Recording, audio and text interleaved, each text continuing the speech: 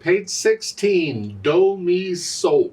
I need to explain because that title makes sense, but you got to understand what's going on, I guess, for anything to make sense. And all right, never mind. Let's get it. Let's get it. Okay. Top of the page, they're talking about the three C's.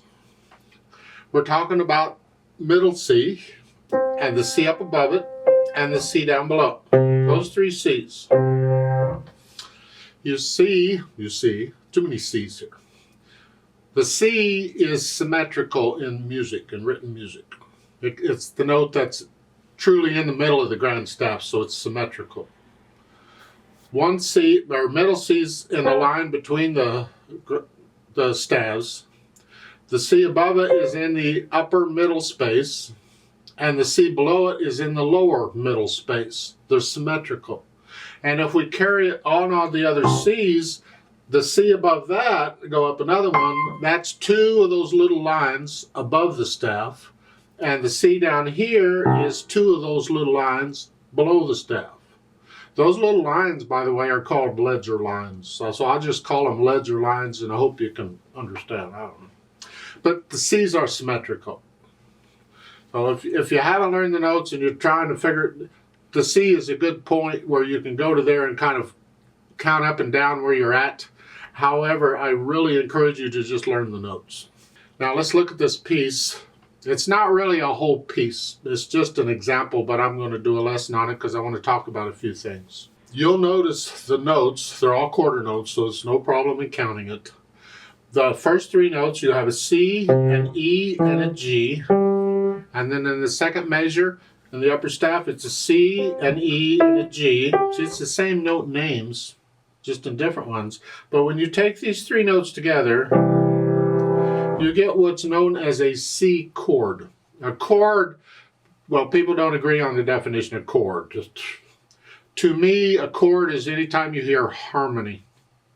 So to me, a chord is two or more notes. Some people say it has to be three or more notes. I don't see why three is important. If I can hear harmony, it's a chord. So to me, it's a chord. Here it doesn't matter, it's three notes either way.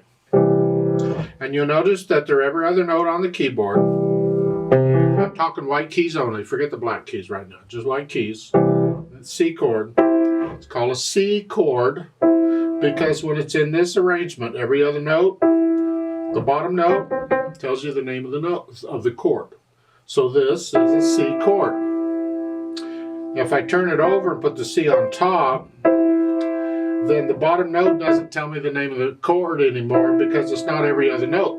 I've got two notes in here, two keys in here, so it's not. I have to rearrange it so it's every other note, and then the bottom note tells me the name of the chord. So we're dealing with C chords. First measure is C chord, and then another C chord, and the next measure they got a C, and then you got a C chord again, and a C chord again. Those are the only notes we're using in here, just these. Of course, it's not together like this at the same time. When a chord is every note at the same time, it's called a block chord. Block or blocked, I don't care. And if it's any other arrangement, it's broken. And there's thousands of arrangements of broken chords. The patterns, this is one of the patterns where you're just playing top to bottom or bottom to top. It's a broken chord. It's these three, one after another. Okay, and at the end, you're going down. It's just another pattern of a broken chord. So we have broken C chords here. That's all this is, actually, is a broken C chord. Now the title. Do, Mi, So. Where did that come from? Well, it's called a solfege. Some people teach this, I don't, but in case you're wondering. There are names of all the notes. Let's take this, for instance. They're going to get to the C major scale in the next lesson. That's here. From C to C, it's all the white keys.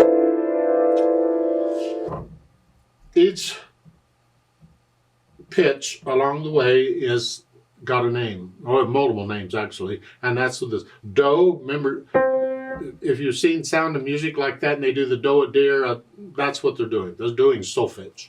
It's do, re, mi, fa, sol, la, ti, and then do again. Well, these three are do, re, mi, fa, sol. Do, mi, so. That's the title. That's the notes you're using here. Do, mi, so. Do, mi, so, do. You got to go backwards too. So, mi, do. So, mi, do. Some teachers teach that and you sing it. When you see and you're singing the pitches, you would sing these names, that these letters, these sounds with the pitches. And that's where the title's coming from. There's not a lot to hear, but let's just look this over. Let's go through the routine. As I said, it's not a full piece. And I know that because I look at the end. You see at the end, it's got the 2 bars, the double bar line. It's called a double bar line. We haven't had it yet. But if it were a piece and it ended there, that should be a thin and thick bar line. So that tells me this is not really a piece of music. It's just a part of it, a fragment, a piece of music. So anyway, I still go through the same routine to learn it. It's 1 line long, treble, bass, clef, 3/4 time signature, and they're all quarter notes except the last measure is a dotted half note. Remember, the dotted half note is the same as 3 quarter notes. Just memorize that.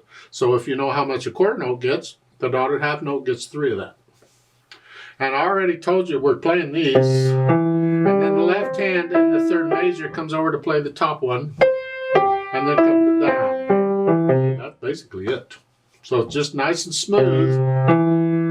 Move the left hand up, get it ready. And then move the left hand back down. You have it all ready to go. And that's basically what we're doing here. You're doing a C chord, or the do, mi, so notes of the scale. Let's play it together slowly. I don't know that we really need to, but let's do it anyway. We're doing it throughout everything. I'll give us 3 counts because it's in 3/4 time. As just you make sure you play in the same note I'm playing. 1, ready, go.